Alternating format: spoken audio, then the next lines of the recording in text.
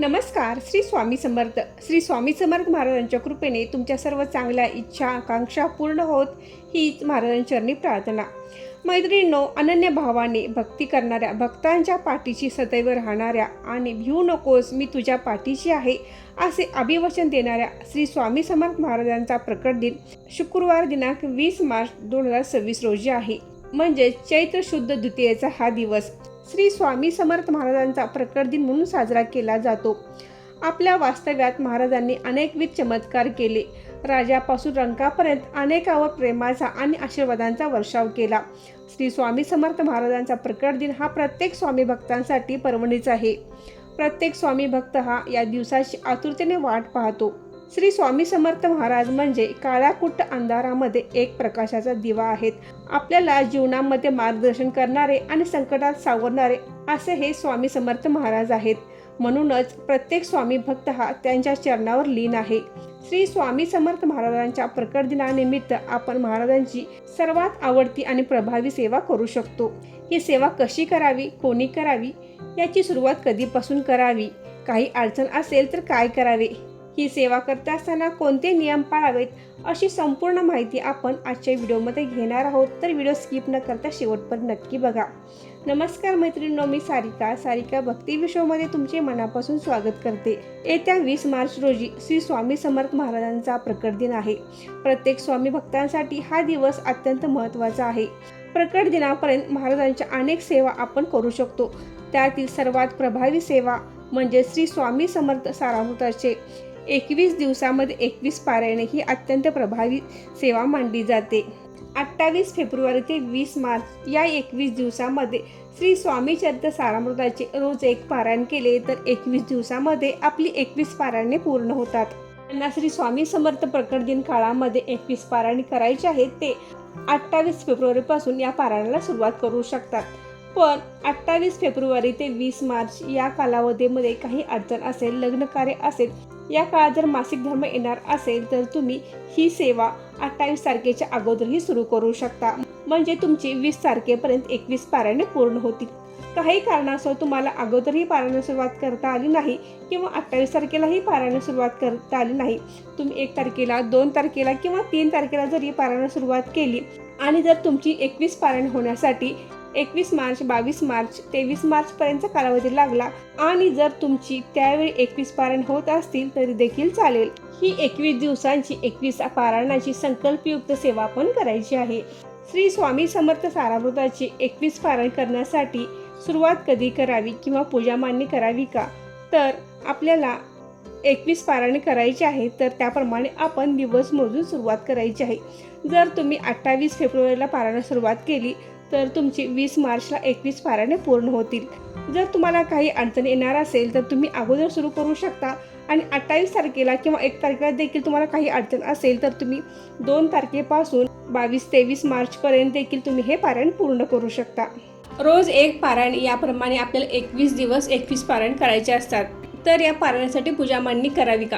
तुमच्या देवघराजवळ पुरेशी जागा असेल तरच आपण पूजा मांडणी करायची आहे. जर तुमच्या घरामध्ये अडचण असेल, पूजा मांडणी केली असेल तर ती हलवावी लागत असेल तर आपण पूजा मांडणी नाही केली तरी चालते.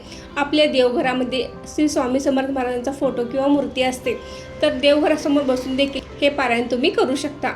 पूजा मांडणी करण्याची आवश्यकता नाही. तर या पारायणाची सुरुवात कधी करावी, तर 28 तारखेला तुम्ही सुरुवात करणार असाल तर त्या दिवशी सकाळी लवकर उठायचं आहे. आपल्या घरातली देवपूजा करायची आहे. आता पारायणाला सुरुवात करणारा असाल तर त्या दिवशी आपल्या वेळेनुसार आपण वाचनासाठी बसायचं आहे. कारण आपल्याला हे पारायण करता असताना संपूर्ण 21 अध्याय वाचायचे असतात आणि 11 माळी श्री स्वामी समर्थ या मंत्राचा जप करायचा असतो. तर यासाठी आपल्याला कमीत कमी 1.5 तासाचा कालावधी किंवा 2.25 तासाचा कालावधीसुद्धा लागू शकतो.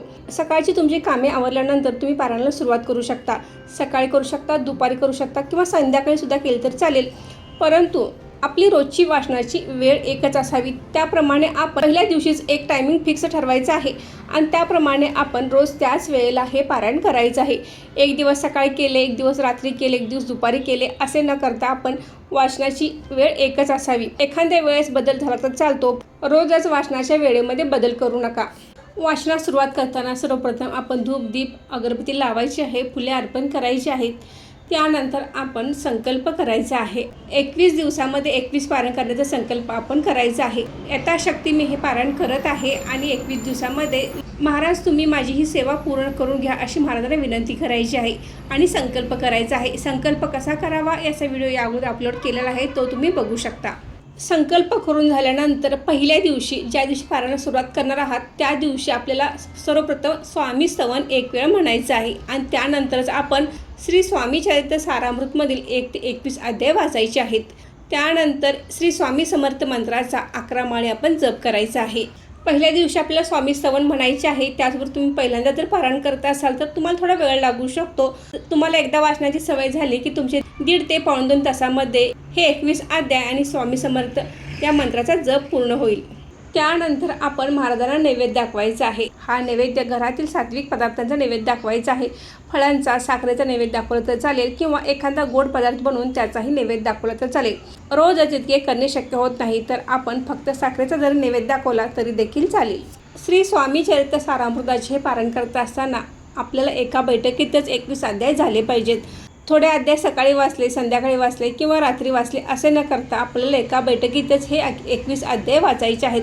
बऱ्याच जणांचा असा प्रॉब्लेम असतो की त्यांना एका बैठकीत वाचणे शक्य होत नाही. लहान मुले असतात, सकाळची धावपळ असते किंवा घरामध्ये आजारी व्यक्ती, वृद्ध व्यक्ती असतात, त्यामुळे त्यांना 1.5 ते 2 तासांचा वेळ वाचण्यासाठी देता येत नाही. तर अशा व्यक्तींनी फक्त सकाळी 7 अध्याय, दुपारी 7 अध्याय, संध्याकाळी 7 अध्याय असे केलं तर चालेल किंवा सकाळी 10 अध्याय, संध्याकाळी 11 अध्याय तुमच्या सोयीनुसार तुम्ही वाचू शकता. परंतु शक्यतो एका बैठकीत वाचण्याचा प्रयत्न करा. किंवा हे शक्य नसेल तर आपण 3 दिवसांचे एक पारायण करू शकता. रोज 7-7 अध्याय वाचायचे आहेत म्हणजे तुमचे 3 दिवसांचे 21 अध्याय पूर्ण होतील, तुमचे एक पारायण पूर्ण होतील. असे 21 दिवसामध्ये आपली 7 पारायणे होतील. हेही शक्य नसेल तर आपण 21 दिवसामध्ये 3 पारायण करू शकता. रोज 3 अध्याय वाचले तर 7 दिवसामध्ये एक पारायण पूर्ण होते. असे 21 दिवसामध्ये तुमचे 3 पारायणे पूर्ण होतील. बऱ्याच जणांना असंही करणे शक्य नसते, खूपच धावपळ असते, कोणी जॉब करत असतं, तर अशा वेळेला आपण रोज 1 अध्याय वाचले तर 21 दिवसामध्ये आपले एक पारायण पूर्ण होते. परंतु रोज 1 अध्याय वाचल्यानंतर आपण श्री स्वामी समर्थ मंत्राचा 11 माळी जप करायचा आहे. असे 21 दिवसामध्ये आपले एक पारायण पूर्ण होईल. श्री स्वामी समर्थ महाराजांच्या प्रकट दिनानिमित्त आपण ही सेवा आवर्जून करावी. आता ग्रंथ कोणता वाचावा किंवा नियम कोणते पाळावेत, तुमच्याकडे जो ग्रंथ आहे तो तुम्ही वाचू शकता. दिंडूरपर्यंत वाचणार असाल तो वाचू शकता किंवा तुमच्याकडे जुना असेल तर तो देखील वाचला तरी देखील चालेल. श्री स्वामी चरित्र सारामृताचे 21 दिवसांचे पालन करत असताना नियम पाळणे आवश्यक आहे. यामध्ये सर्वप्रथम आपल्याला मांसाहार पूर्णपणे टाळायचा आहे. पण बऱ्याच जणांच्या घरामध्ये ऐकले जात नाही तर मांसाहार केला जातो. तर कुणाला काही करायचे असेल ते करू दे, पण आपण पारायण करत आहोत तर आपण पूर्णपणे भक्तीने हे पारायण करायचं आहे. आपण खाऊ नये. त्याचबरोबर आपण शक्यतो पारायण टाळण्याचा प्रयत्न करायचा आहे. परंतु आपण आपल्या माहेरचे खाऊ शकता, स्वामी सेवेकरांच्या हातचे तुम्ही खाऊ शकता.